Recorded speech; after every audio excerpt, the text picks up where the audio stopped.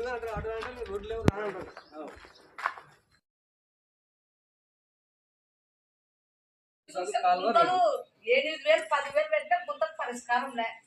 ఎప్పుడు సంవత్సరం గుంతలు నొక్కోవాలా, ఖర్చులు పెట్టుకోవాలి. నీళ్ళు కింద పూర్తాయి, మనం పోసే నీళ్ళు ఎక్కువైతే ఏడైతుంది. కాలువ రోడ్డు అల్లాడుతున్నాం, అస్సలు ఇంతవరకు పరిష్కారమే లేదు. ఈరోజు సిపిఎం పార్టీ ఆధ్వర్యంలో పట్టణంలో ఉన్నటువంటి వార్డుల్లో ప్రజలు ఎదుర్కొన్నటువంటి సమస్యలు పరిష్కరించాలని సిపిఎం పార్టీ రాష్ట్ర కమిటీ పిలుపు మేరకు ప్రజా చైతన్య యాత్ర పాదయాత్ర నిర్వహించడం జరిగింది.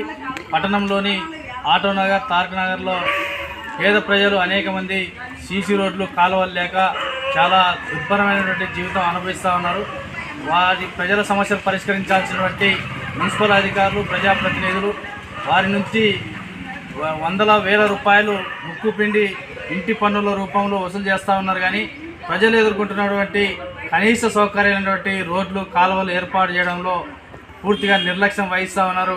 వాటిని తక్షణమే ఏర్పాటు చేసి ప్రజలకు కనీస సౌకర్యాలు కల్పించాలని సిపిఎం పార్టీగా డిమాండ్ చేస్తూ ఉన్నాం. తక్షణమే ఆటోనగర్లో, తారక నగర్లో ప్రజలు ఎదుర్కొంటున్న సమస్యలు పరిష్కరించకపోతే సిపిఎం పార్టీ ఆధ్వర్యంలో పెద్ద ఎత్తున మున్సిపల్ కార్యాలయం ముందు ఆందోళన కార్యక్రమాలు నిర్వహిస్తామని కూడా హెచ్చరిస్తాం.